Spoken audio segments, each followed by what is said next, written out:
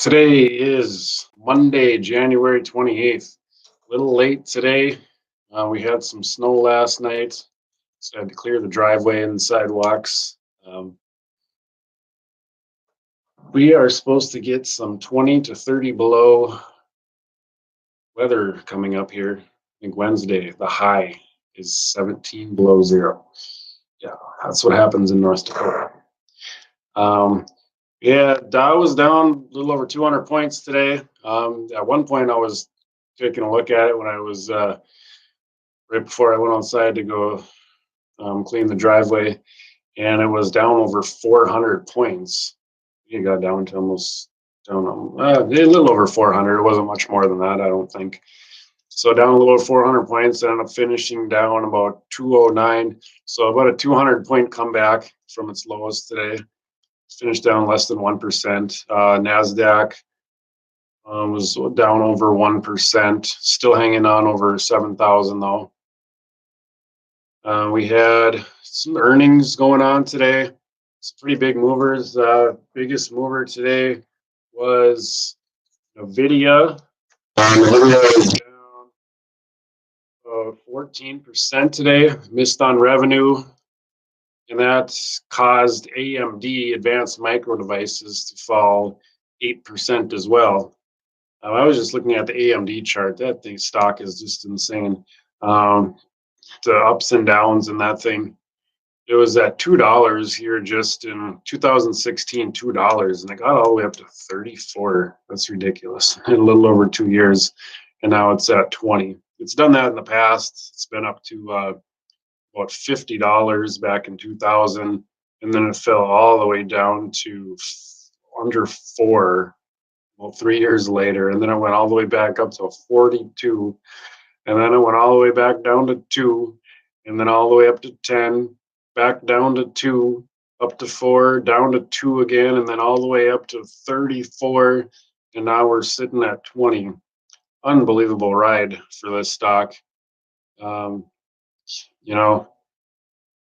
No dividend or anything, so long term, I don't know. You just have to kind of play that stock trading, I guess. You can get it low and maybe sell when it makes the big jumps. I don't think I would get in now at $20. It's down quite a bit from its high, but still $20 for AMD. Still, I don't believe they're profitable.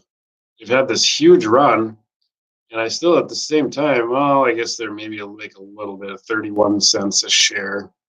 Price to earnings 65, pretty high.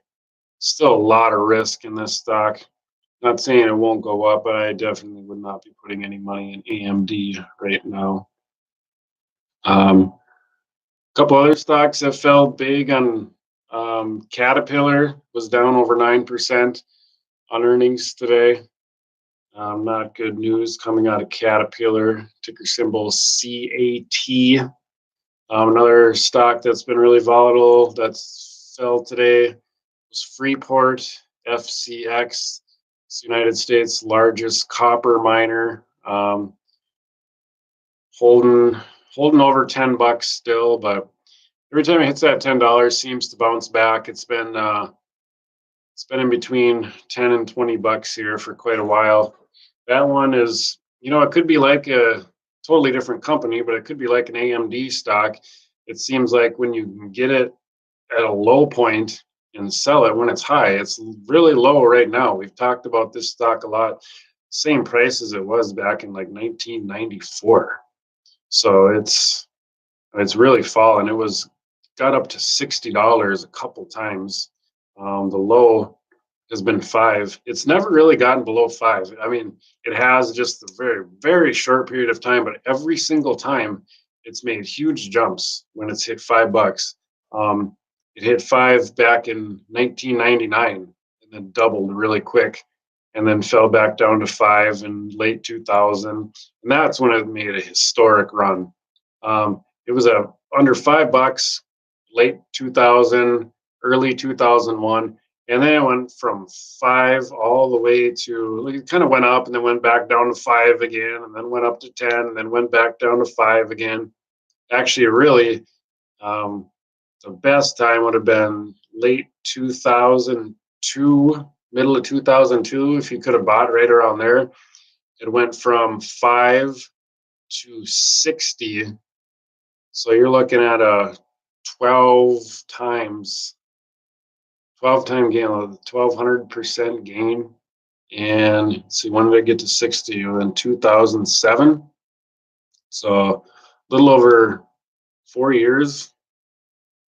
I went from 5 all the way up to 60. And then it did, man, the stock has some huge swings. It went from 60, it dipped down. It looks like a really sharp downturn to 35, and then right back up to 60 within a very short period of time, within like 3-4 months. And then that's when it, I wasn't following this stock. I wasn't following much stocks at all at this time. But this was, oh, what an epic fall here. It went from over 60. It spiked up over 60 a few different times.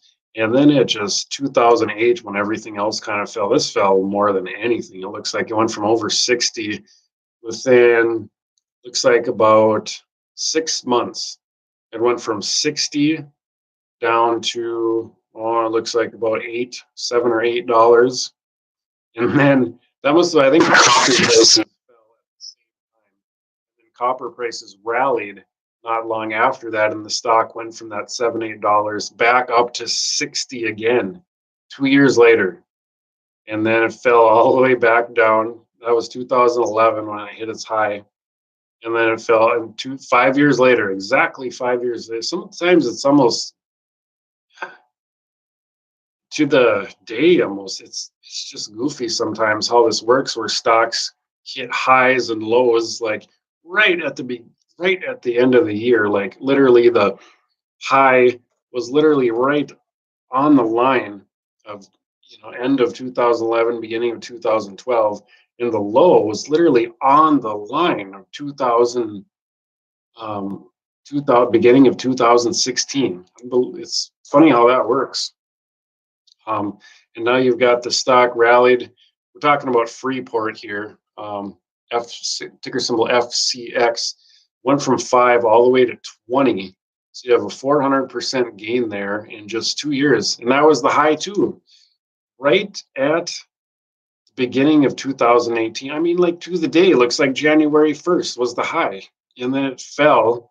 It's fallen 50%. And now we're back to $10 today. Man, I just don't know if this thing's got to fall back down to 5 again to make another historic run, or if it's 10 is the bottom. I mean, it has been a couple times where it looks like 10 was back in 2008. 10, we had those huge sell-offs in the market in 2008 where stuff dipped and then it kind of recovered pretty quick. And it looks like 10 was really, it dipped under there maybe, a couple days. But 10 was really the bottom, and then before it recovered to 60, and we're at 10 now again. So, it might be one of those stocks. They do pay a 1.5% dividend too. It could be one of the, long term. I would say with electric vehicles, that there's going to be a huge demand for copper in the coming years. And I think this is one where, it is extremely volatile.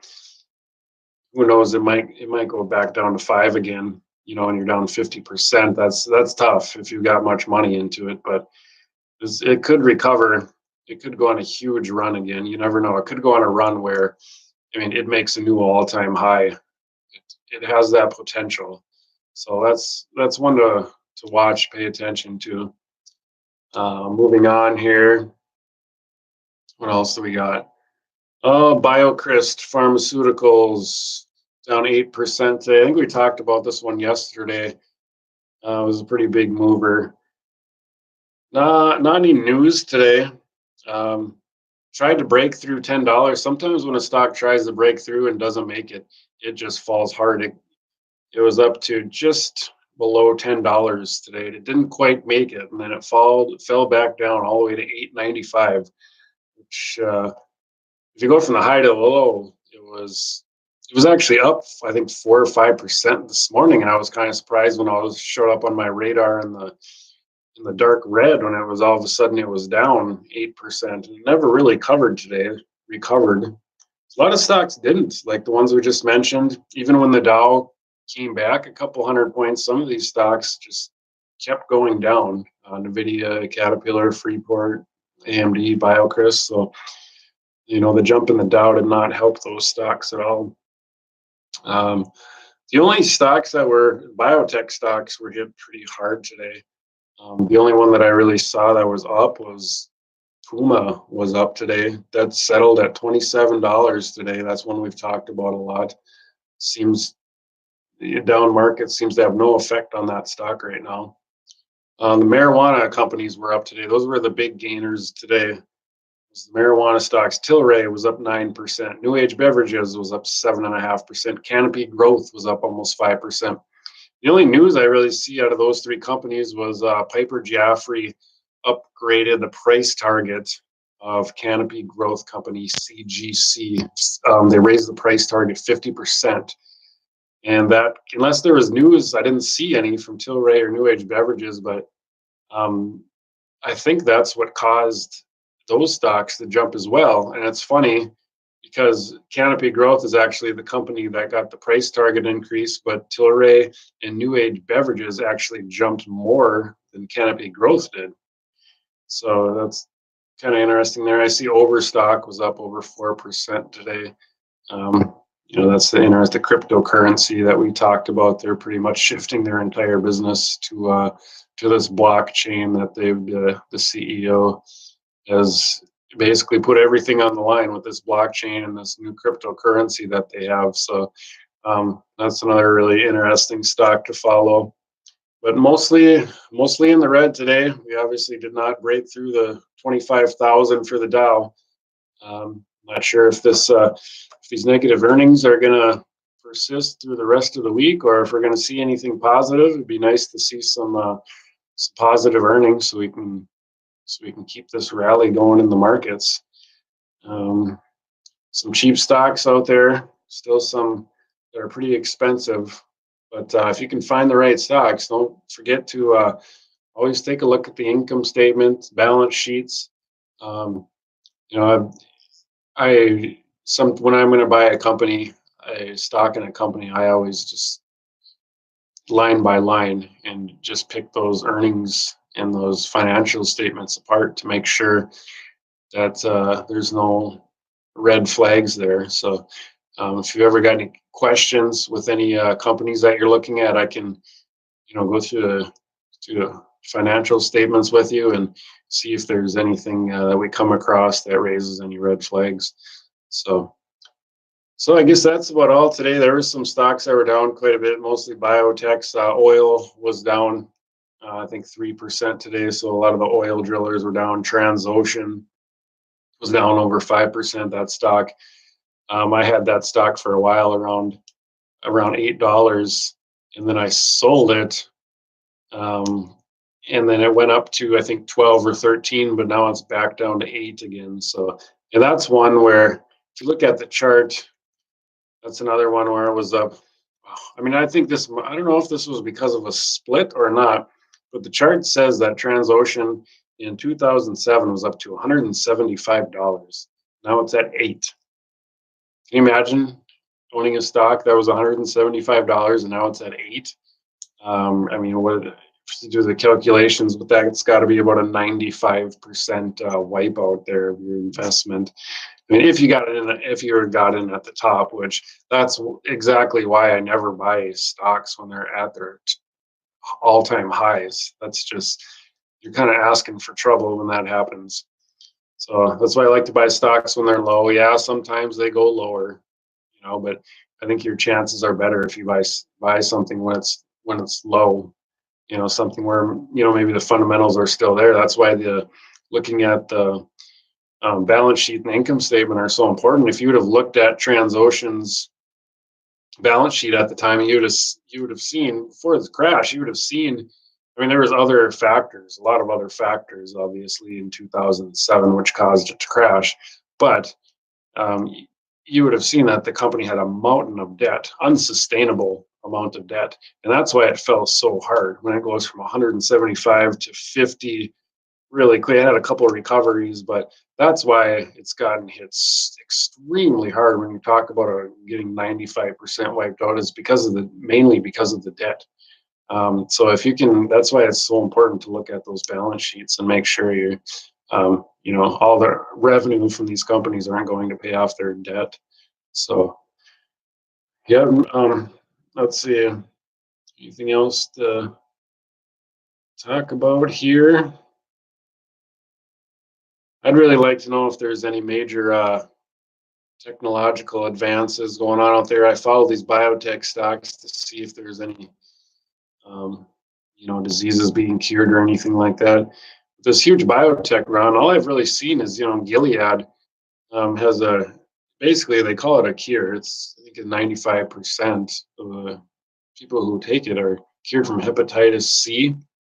But other than that, I don't really see any, you know, you don't see cancer being cured or anything like that yet. As far as technology, you see more of the virtual reality stuff, but nothing, doesn't seem to be anything groundbreaking here lately. So, you know, it'll be interesting to see if the Nasdaq can keep going up without some sort of technology, you know, like when the iPhone came along, that just changed everything. So yeah, again, let's meet up again tomorrow, and I will be here right after 3 o'clock. And please subscribe so you can get a reminder every day of when I'll be doing my updates. Thanks.